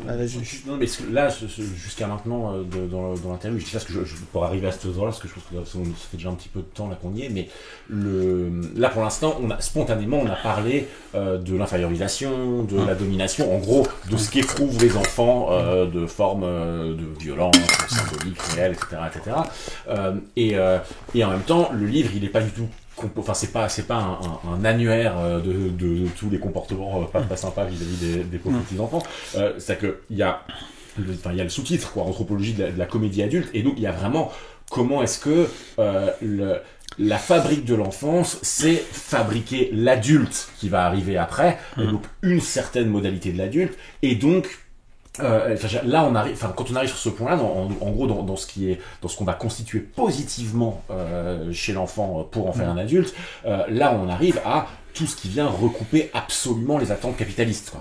Et je trouve que c'est un peu à ce moment-là qu'on comprend que c'est pas juste une question d'une énième déconstruction où on pourrait être un petit peu plus sympa, mais en l'occurrence de l'espèce de quasiment d'armature même à la fois de la domination nécessaire à un ordre social, de la diffusion de la domination nécessaire à un ordre social, mais aussi du calibrage des subjectivités, des corps, etc., qui ensuite vont permettre l'exploitation en tant qu'adulte, quoi. Et je sais plus ce que j'avais noté des noms de... Oui, c'est là, il y a tout un chapitre qui est sur le rapport à l'effort et à l'exploitation, comment est-ce qu'en fait apprendre les enfants à faire des efforts, c'est bien de faire des efforts, etc. Ça peut-être que tu peux moi j'aimerais bien juste qu'on parle un petit peu de cette partie-là, en gros. Qui était évoqué aussi un peu on renvoie les gens à l'entretien sur pouvoir et puissance, qui est aussi une question que tu traites assez bien en parlant d'Ouïe, etc. Ça c'est quelque chose. En fait, ça on peut ça peut nous amener à la partie peut-être la plus, pour moi la plus originale, mais aussi la plus dissensuelle, je le sais, dans la recherche, c'est assumer qu'on peut parler d'exploitation concernant les enfants. Pour ça, j'avais envie de prendre la question de la manière la plus sérieuse possible dans une formulation que je trouve extrêmement intéressante, qui nous vient du travail d'Emmanuel Renaud dans Abolir l'exploitation, où il analyse l'exploitation et pour voir dans quelle mesure on peut enrichir le concept marxiste, qui est d'abord un concept dans le rapport social de classe, qui est surtout économiste. Il pose la question d'une ou pas spécificité exploitative liée à un autre rapport social. C'est-à-dire, très précisément, si on n'arrive pas à la démontrer, alors le concept d'exploitation au sens classique suffira à décrire ce qui se passe, et la variable intersectionnelle, j'allais dire, de domination supplémentaire, et en plus vous êtes noir, et en plus vous êtes un enfant, et en plus vous êtes une femme, ne sera ce qu'il appelle que de la surexploitation. C'est-à-dire que la différence, elle n'est pas de nature, elle est de degré. Vous faites juste plus exploiter parce que vous avez un système légal oppressif qui dit, et ça c'est aussi une réalité. Enfin, il y a un bouquin qui vient de sortir récemment sur comment l'État met l'espoir, comment l'État utilise l'espoir des jeunes, où on voit que l'État regorge d'idées pour avoir des lois discriminatoires, pour pouvoir faire bosser plus les jeunes ou les payer moins. Donc là, on est juste dans de la surexploitation, il n'y a pas de différence spécifique. Et l'hypothèse que je formule, c'est qu'il y a donc bien une spécificité exploitative liée à l'âge. Et c'est notamment la manière dont on va créer une tendance à l'auto-exploitation qui, à mon avis, est cardinale et nécessaire pour soutenir l'ordre capitaliste lui-même. Et c'est là qu'il y a un rapport avec l'idée du mérite ou de l'effort. Et ça passe par deux effets qui sont liés. Il faut faire croire absolument à l'adulte, devenir adulte finalement, c'est pour ça que la question advenir adulte, je m'en prends moi-même, on pourrait dire que c'est très métaphysique, mais je pense que c'est fondamental. Advenir adulte, c'est accepter d'être un état. C'est accepter un imaginaire, c'est l'idée dans le il faut s'adapter, on n'est pas en train de devenir et on ne sera plus en train de devenir, on a juste réussi à se conformer à un état, il faut s'y tenir parce que c'est cet état-là qui est conforme et efficace dans le système d'ordre. Advenir opposé à devenir. Quoi. Voilà, advenir opposé à devenir. Et donc la description de cet état va passer par un puissant travail imaginaire qui est un embellissement narcissique. On peut dire ça. On parlait d'épistémocratie, les sachants qui disent on a le droit de gouverner parce qu'on sait tout. C'est maintenant tu sais. Effet du concours, par exemple. comme disait Bourdieu, la magie du concours, c'est de transformer une différence de degré en différence de nature. S'il y a 40 places au concours, le 41e, l'année prochaine, l'étudiant il recommence, le 40e, il est professeur agrégé. C'est bon, maintenant tu sais, maintenant on va pouvoir te mettre devant les élèves et tu vas pouvoir leur apprendre.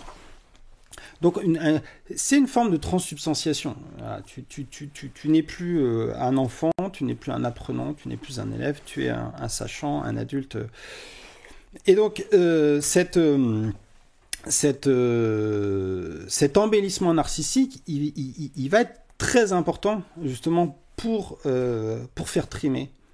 Pour faire des efforts, etc. Il y a une surcompensation symbolique permanente. Et c'est pour ça qu'on en avait un peu parlé avec Pouvoir et Puissance, parce que dans les procédés éducatifs, le mécanisme de la récompense est justement là pour compenser et recompenser en permanence un type d'activité qui n'a pas de sens en lui-même, c'est-à-dire qui n'est pas capable de pourvoir de la satisfaction ou du plaisir objectivement dans ses effets réels.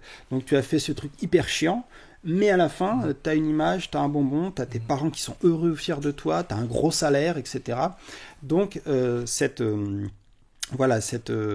y a un système de la récompense qui est très important, et pour que ce système de la récompense tienne, c'est là où l'analyse elle est forcément macro-sociale, il faut que tous les adultes, là, on tombe dans un autre concept que j'aborde pas trop dans le livre, parce que ça me paraissait trop évident, mais c'est, on pourrait appeler ça la solidarité adultine. De même que dans les études féministes, on parle de la solidarité masculine, il y a tout un mécanisme de solidarité adultine où les adultes doivent maintenir ensemble ce système qui leur profite. Et en même temps, effet paradoxal, mais en fait non, c'est paradoxal en première approximation, mais c'est un effet nécessaire.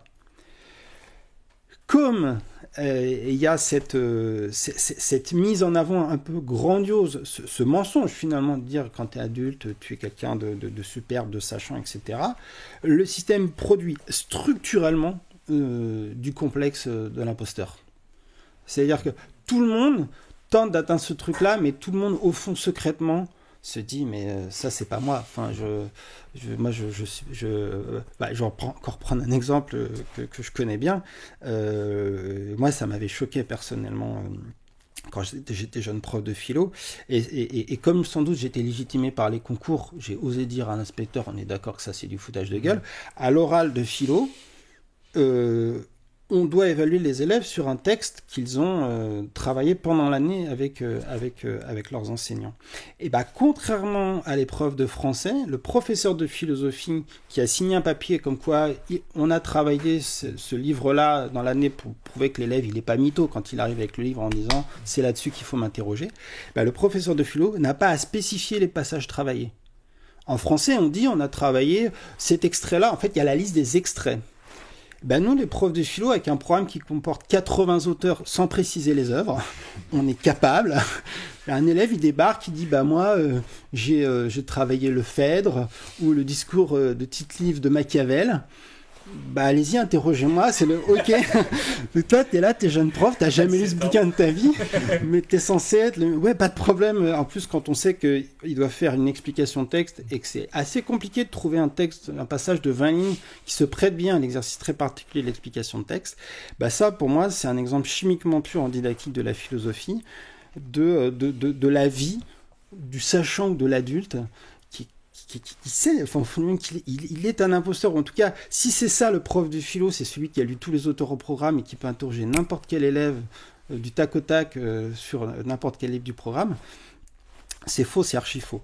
Donc là, c'est un exemple un peu extrême, mais je trouve qui illustre bien ce mensonge collectif généralisé qui va produire une question qui, à mon avis, est là aussi très très importante dans la conservation de l'ordre et qui est un faux problème, c'est la question de la légitimité.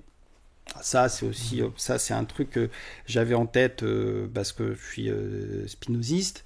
Il y a d'ailleurs un très bel article de Lornon dans la Société des affects où sur le capital désir et servitude. Aussi, voilà, où il dit la légitimité, c'est vraiment le problème à la con, quoi. Il faut se débarrasser de ce problème-là. Et la question de la domination par l'ancienneté, je trouve, permet d'avoir une description généalogique fine du faux problème « qu'est-ce que je vaux ?» qui hante l'adulte en permanence. Et je pense même que de ce point de vue-là, les autres rapports sociaux ne font que tirer au maximum ce qu'ils peuvent. Et là, eux, entre guillemets, ne sont que des surexploitations de cette question-là. Donc, par exemple, si on prend le rapport social de sexe, vous dites, et alors particulièrement sur les normes esthétiques, comme tu es une femme, pose-toi encore plus la question que les autres sur le « qu'est-ce que je vaux ?» Donc après, on peut le décliner dans plein de secteurs. Mais voilà, c'est d'abord, me semble-t-il, les adultes qui ont créé ça, qui créent ça chez les enfants. Et ça, pour le coup, c'est tellement puissant qu'on se le trimballe une fois adulte. Et sur la question du don, ça fait peut-être beaucoup d'un coup, mais une de mes hypothèses, c'est que ce don qui en fait a été une dette, une terrible dette, produit comme seule issue de l'adulte, d'où la reproduction, de refourguer la dette à la génération suivante. C'est-à-dire que je vaux parce que je suis celui qui va te transmettre ce truc-là, donc je suis quand même un peu légitime, parce que regarde la preuve, toi tu sais rien, moi je sais des choses. Et je cite quelques textes d'anthropologues qui disent il y a des sociétés où ils assument clairement que, ils le disent, notamment dans les textes védiques, tu fais des gosses, tu t'en sortiras pas autrement. C'est-à-dire que la dette, tu dois la transmettre à tes enfants, c'est la seule manière de rembourser ta dette en fait. Donc c'est une manière en termes d'économie des affects de décrire la reproduction sociale. Donc on pourrait dire que voilà, c'est une économie des affects qui à mon avis est centrale dans la conservation de l'ordre et qui repose sur mythe narcissique d'un état supposé sublime terminal dans lequel on devrait et en même temps complexe politique. Enfin, c'est pas, je pense que c'est vraiment pas la psychologisation. Il y a un très beau texte de Bachelard qui parle du complexe de Cassandre, mais qui pour moi est un très beau concept politique où finalement ça y est, voilà, l'adulte commence à délirer ses certitudes en disant tu verras quand tu seras grand, on en reparle plus tard, relis tes classiques et après on verra si tu es légitime à inventer la moindre idée nouvelle. Enfin, que des choses qui sont extrêmement écrasantes, qui sont là pour faire se sentir une merde. Et dont on aura du mal à se départir. Et je pense d'ailleurs, une de mes hypothèses en termes d'auto-analyse, que le fait quand même d'être passé par la philo et d'avoir fait de la didactique de la philo m'a rendu particulièrement sensible à cette violence symbolique, parce qu'il y a des travaux classiques en sociologie de l'éducation. La sociologie de l'éducation a bien aimé objectiver la philo, vengeance, donc les travaux de Bourdieu, de Pinto, et de Fabiani, et je crois que c'est Fabiani dans les philosophes de la République qui dit un des exercices préférés, donc preuve à l'appui, un des exercices préférés des profs de philo, c'est de surjouer l'humilité. Moi, voilà, ça fait 20 ans que je lis Kant et je ne suis même pas sûr d'avoir commencé à le pénétrer. Et en fait, là, on voit cette tension où à la fois c'est hyper écrasant pour les élèves, genre qui comprennent, ok, je suis pas prêt de comprendre, parce que même lui dit qu'il a pas compris. Et en même temps, Fabian analyse comme ça, il dit c'est complètement narcissique, c'est délirant, la corporation qui...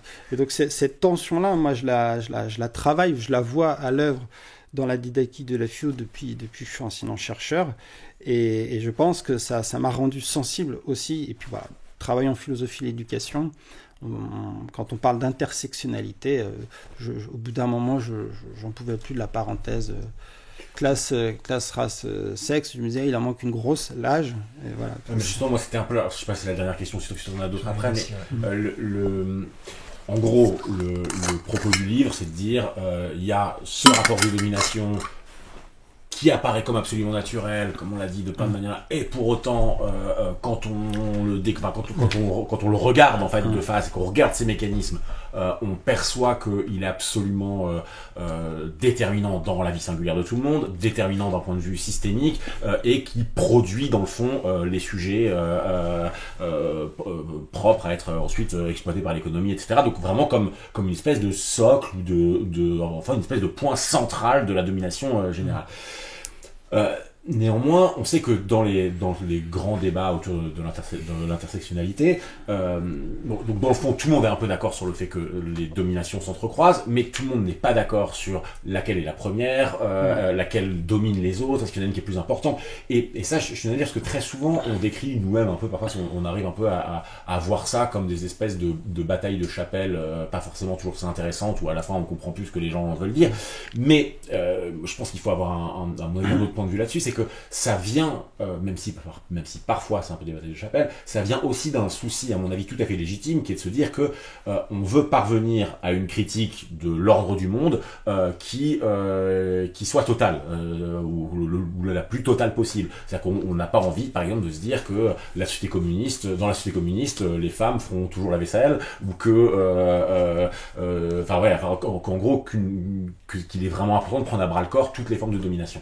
Et donc, c'est important de savoir si, par exemple, si la question de la race est antérieure à la naissance de l'économie et au capitalisme, ou au contraire, si c'est... Enfin bref, toutes ces discussions-là, en fait, ont un vrai intérêt, parce qu'on voit bien qu'on ne peut combattre un monde qu'à la condition de comprendre finement ses mécanismes, ses logiques, et son déroulement dans l'histoire. Et donc, toi, cette question de l'adultisme, de la domination par l'ancienneté, comment est-ce que toi tu la perçois par rapport, justement, entre autres, à race, classe, sexe, comment est-ce que tu la positionnes? Alors, la question de l'intersectionnalité, elle est très intéressante, et je pense qu'elle est nécessaire. Et en même temps, voilà, je m'explique à la fin du livre pourquoi est-ce que il y avait tellement à dire sur les rapports sociaux d'âge que je l'ai mis en suspens de manière méthodologique. Donc merci pour ta question, parce que c'est l'occasion de dresser quelques constats. Premier constat, c'est quand on s'intéresse vraiment à la question d'un point de vue politique, donc oppression, domination, exploitation, on peut décrire de manière un peu comment dire, un peu méchante, enfin méchant c'est pas bon terme, mais un peu taquine, ce que j'appellerais un usage faible de l'intersectionnalité. Un usage faible de l'intersectionnalité, c'est, bon, je vais peut-être pas me faire des amis, mais c'est découvrir le poteau rose. Donc, par exemple, Enfance de classe de Bernard Lahire. Ok, scoop 1000 pages pour nous dire, tu prends la catégorie des enfants et il y a des rapports sociaux de classe, des rapports sociaux de sexe. Et franchement, ça parle jamais de domination adulte, d'adultisme. Faut le faire quand même, hein, dans une enquête aussi grosse que ça. Et donc oui, certes, dans certaines childhood studies, en parlant de l'enfant, on ne parlait que de l'enfant blanc, des classes moyennes, etc. Chose qui avait été bien critiquée par les études de Childism, donc politisée au sein des childhood studies. Mais en France, il fallait le faire. Et c'est bien, enfin c'est très intéressant de se rendre compte que toutes les enfances ne se ressemblent pas. Voilà, être un enfant racisé, ou être une petite fille et pas un petit garçon, ou être enfant de prolo ou de la haute bourgeoisie, c'est pas pareil. Mais j'allais dire, le fait qu'un tel livre existe en 2019 montre à quel point on s'était pas intéressé à cette catégorie-là. Mais en un certain sens, pour moi, ça relève presque pas des intersectionnalités au sens des vrais problèmes politiques que ça pose. Mais voilà, je pense. Donc, la question de l'usage intersectionnel faible. Ok, on va découvrir que l'enfance c'est plus compliqué que ce qu'on pensait par rapport aux autres rapports sociaux. Deuxième point intéressant, c'est plutôt, là, intéressant me semble-t-il, c'est qu'est-ce que ça voudrait dire grâce à la lunette de l'âge, désadultifier l'intersectionnalité. De même que Bill Gates dit, il faut déblanchir l'intersectionnalité. Et là, on se rend compte que les études intersectionnelles sont un peu aveugles à cette question-là. Je prends un cas très important pour moi. Ce que tu as décrit là sur les querelles de chapelle, pour moi, c'est un cas particulier de la théorie du ruissellement. C'est combattons le rapport social dont nous on pense que c'est le plus important, et ça va découler après sur... C'est-à-dire, voilà, lutte des classes, et une fois qu'on aura fait ça, mais évidemment pour les femmes, ça va aller mieux. Hein, où évidemment que la question des coloniales, puisque la colonialité, c'est l'histoire du capitalisme, donc la lutte des classes d'abord, et puis après on n'aura plus de problème de racisme. Or, cette logique-là, c'est typiquement une logique de pouvoir adulte, puisque c'est quelque chose que j'aborde un peu dans le livre, et c'est une hypothèse aussi qui me paraît très importante. Le rapport social d'âge comme système de pouvoir, donc on pourrait appeler aussi la gérontocratie, on domine au nom de notre ancienneté, n'a visiblement jamais pu s'assumer seul et a très souvent eu comme masque l'épistémocratie. C'est-à-dire que la manière de faire capitaliser l'ancienneté, c'était au nom de « j'ai plus d'expérience ». Donc il y a un lien consubstantiel très fort entre la gérontocratie et l'épistémocratie. C'est le mécanisme de légitimation prend cette place-là. C'est-à-dire l'expérience, bon, ce qui est archi faux d'un point de vue épistémologique, mais l'expérience, ce serait un truc qu'on peut capitaliser. Donc plus on a vécu d'expérience, plus on sait. Bon, voilà. On sait par exemple avec la compulsion de répétition, d'un point de vue psychanalytique, que ça marche pas. On peut sortir avec 10 personnes différentes, avoir choisir toujours le même profil toxique parce qu'on a un trauma qu'on n'a pas résolu. Donc, et puis on peut aussi être dans la routine et vivre un même quotidien ou faire tout le temps les mêmes cours et être un prof avec 20 ans d'ancienneté, être vachement moins imaginatif qu'un jeune prof. Donc c'est faux de traduire l'expérience quantitative en meilleur ou en supériorité. Or là, pour moi, les querelles de priorisation des luttes ou de hiérarchisation des luttes, c'est justement ce qu'il y a de plus toxique dans la domination par l'ancienneté. Genre, vous, les nouveaux, les nouvelles, vous êtes gentils, mais voilà, nous, à lutte des classes, Marx, voilà, on a un héritage et tout, vous, les féministes, vous réinventez la poudre, ou vous servez à rien, ou voire même vous nous divisez, technique de culpabilisation, etc. Donc, du point de vue de la tactique, je dirais, je serais plus sévère que toi. Je pense que c'est vraiment des questions piégeuses, la hiérarchisation et la priorisation, et c'est typiquement c'est pour ton bien, en fait. On retrouve ce vocabulaire, c'est pour ton bien qu'on te conseille d'oublier tes souffrances ou ta propre lutte, parce que si tu viens avec nous, ça va servir ta propre lutte, alors que tu as l'impression que non, mais en fait si. Hein, donc, oubli du consentement de l'autre. Donc ça, c'est quelque chose d'important à souligner. Et la troisième chose, où là, je vais jouer à ce petit jeu-là, malgré tout, mais je pense que c'est pas complètement idiot, mais ça l'est peut-être. Donc je livre la chose. À ce petit jeu-là, les rapports sociaux d'âge, ils ont un argument infaillible, c'est vous posez les grosses questions, on dira phylogénétiques, c'est-à-dire au niveau de l'histoire, comment, histoire du capitalisme, etc. Il y a débat. Par contre, il y a un truc sur lequel on gagne, c'est l'ontogénèse. C'est-à-dire que si on prend l'échelle d'un individu et s'il faut s'amuser à hiérarchiser chronologiquement quel rapport social te tombe dessus, là, en Prums, on revendique le Prums. Et d'ailleurs, c'est quelque chose, bon, c'est pas du tout une preuve empirique notable, mais avec les étudiants et étudiantes, je fais un cours là-dessus depuis 4 ans maintenant en L3, et quand je leur demande un peu de parler des différentes, on liste un peu les dominations, les rapports de pouvoir, déjà c'est pas évident à nommer, hein, on faut se rendre compte que nous on était habitués à ces questions-là, mais c'est intéressant d'être confronté à des étudiants de L3 qui souvent voient pas du tout le problème, ou sont étonnés, mais à la fin quand on a fait un tableau avec toutes les inventions des imaginaires sociaux pour les hiérarchiser, disent « Ah ouais, effectivement, oui ». Et clairement, la domination par l'ancienneté, c'est ce dont elles ont le plus souffert. Et là où elles ont le plus d'exemples, là où...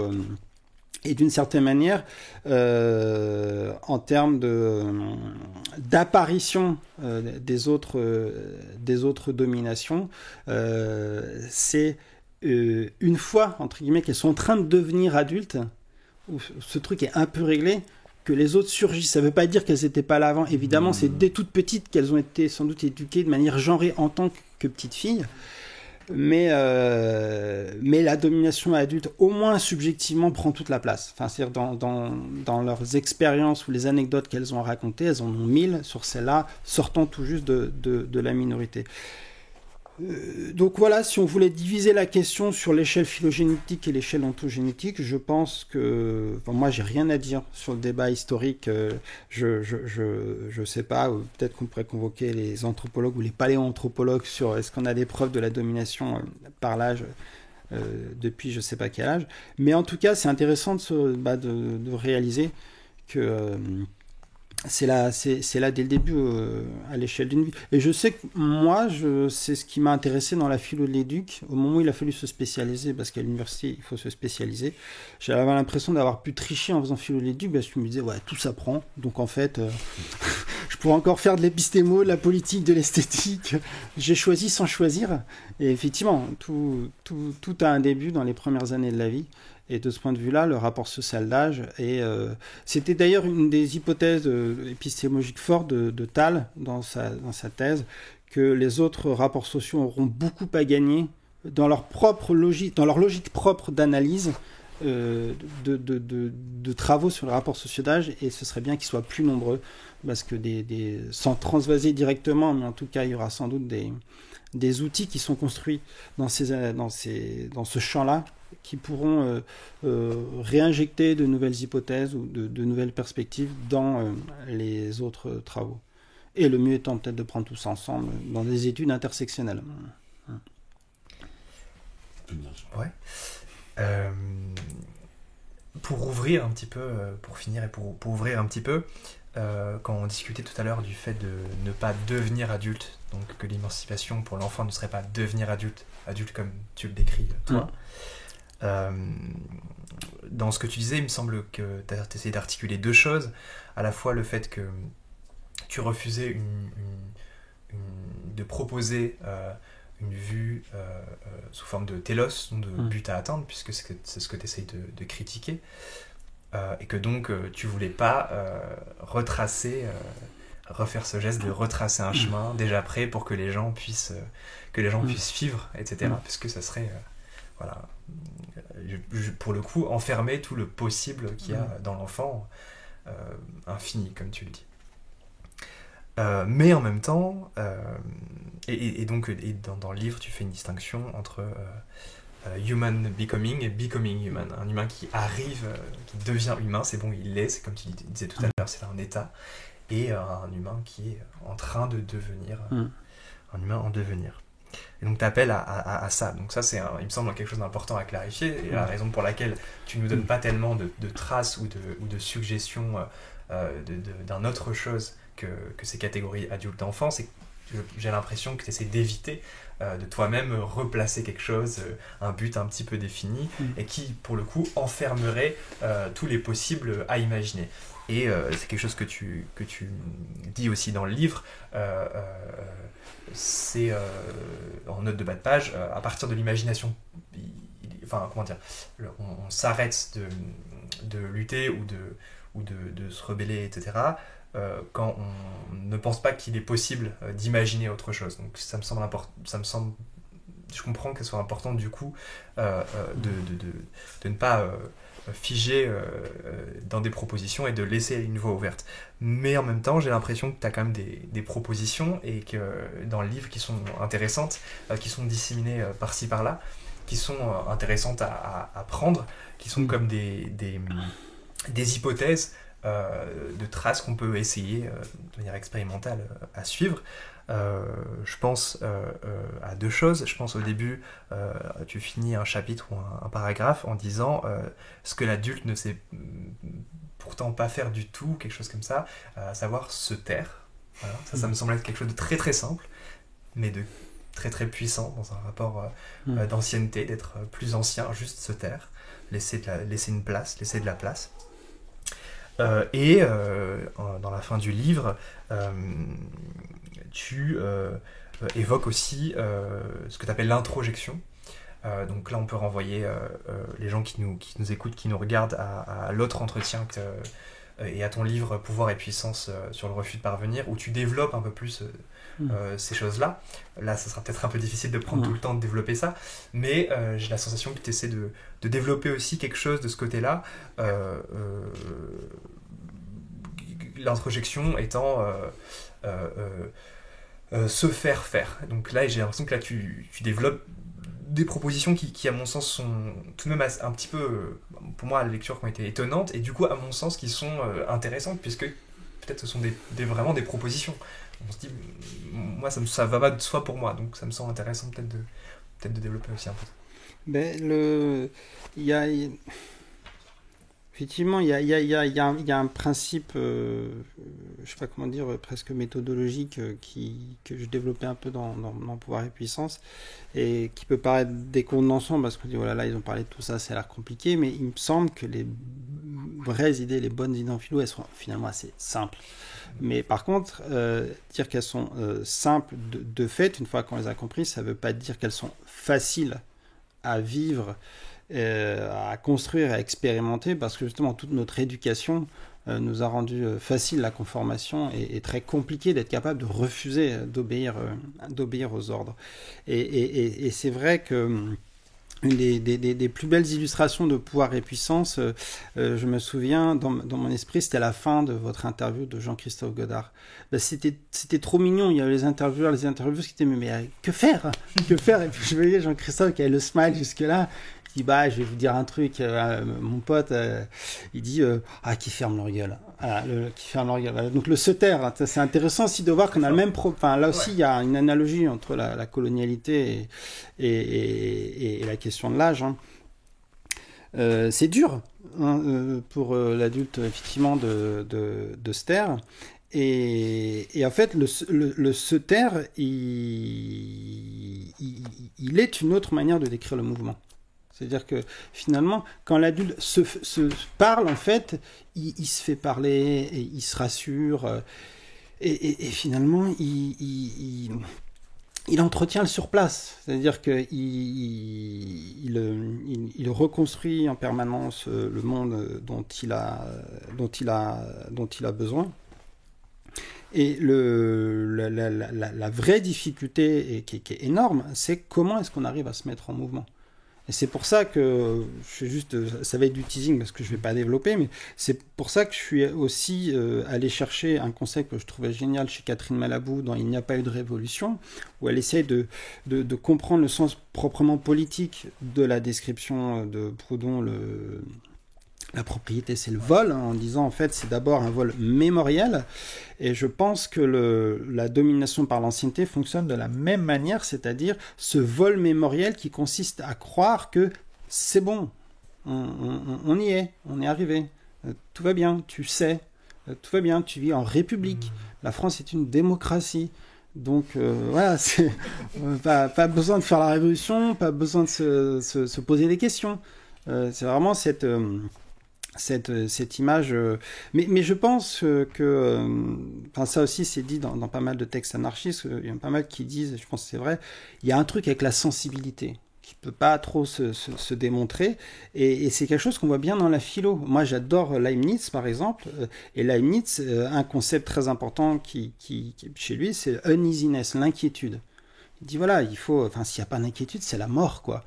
Et chez Kant, c'est l'inverse. Il y a des pages où il dit, franchement, le plus beau dans la vie, c'est de plus avoir d'inquiétude. Être quiet. Et je me dis, waouh, non, donc là, il y a un truc, genre, ils sont tous les deux rationnels, hein, mais il y en a un, c'est ma came, et l'autre, c'est pas ma came. Et d'ailleurs, au passage, Kant a écrit des réflexions sur l'éducation, qui sont sans doute un des pires textes jamais écrits sur l'éducation des enfants, où il cautionne.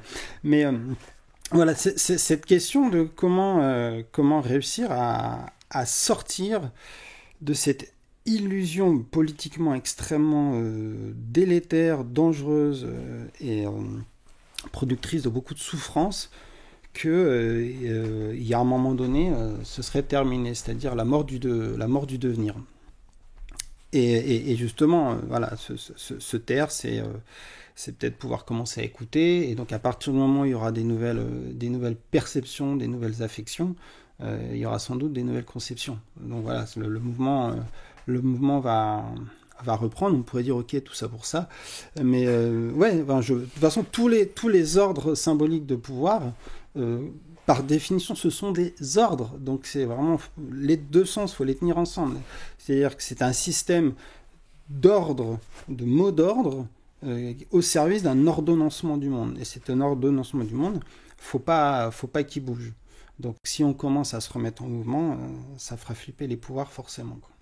Je lis juste pour clôturer, deux petits extraits de la toute fin du livre. Attends, lequel j'avais choisi oui. On l'aura compris, le but du travail analytique effectué dans ce livre n'est pas de rééduquer l'adulte, mais bien de l'abolir. Le sens politique de la compréhension d'une domination n'est pas de faire mieux en tant qu'adulte TM, comme s'il y avait quelque chose à espérer des bonnes intentions ou du surmoi moral des dominants. Il s'agit radicalement d'échapper l'adulte, comme on se débarrasserait de gaz toxiques. Il n'est pas non plus question de retrouver l'enfant en soi, posture nostalgique qui participe des mythes de l'enfance, justement produit par l'oubli politique dont l'adulte a besoin pour survivre dans sa propre comédie. Et je termine juste sur la toute fin. Pour pasticher analogiquement les élans lyriques de Frantz Fanon dans sa conclusion des Damnés de la Terre, nous nous exprimerions ainsi. Allons camarades, la comédie adulte est définitivement terminée. Il faut trouver autre chose. Nous pouvons tout faire aujourd'hui à condition de ne pas singer l'adulte, à condition de ne pas être obsédés par le désir de rattraper l'adulte. Les enfants sont aujourd'hui en face de l'adulte, comme une masse colossale dont le projet doit être d'essayer de résoudre les problèmes auxquels l'adulte n'a pas su apporter de solution. Donc, camarades, ne payons pas de tribut à l'adulte en créant des institutions et des sociétés qui s'en inspirent. L'humanité attend autre chose de nous que cette imitation caricaturale et dans l'ensemble obscène. Ça, c'est ce qui est génial, et c'est un truc dont on rêve quand on écrit. Parce qu'on pourrait dire, ouais, tu as écrit un bouquin, tu fais la leçon, tu figes les choses. C'est là, personne ne pourra aller voir le texte original. J'ai vraiment joué, quoi. Je l'ai pastiché, j'ai juste changé blanc par adulte. Et donc là, j'ai répété Fanon, mais en le répétant, j'ai eu l'impression qu'il me mettait en mouvement. Donc voilà, si on arrive à dialoguer entre nous et à se raconter des choses qui nous remettent en mouvement, et là, voilà, on pourrait dire qu'on est à l'antithèse d'un discours professoral de sachant qui nous dit quoi faire, quoi penser, mais plutôt une invitation au mouvement. Donc merci d'avoir lu du Frantz Fanon pastiché pour parler des adultes.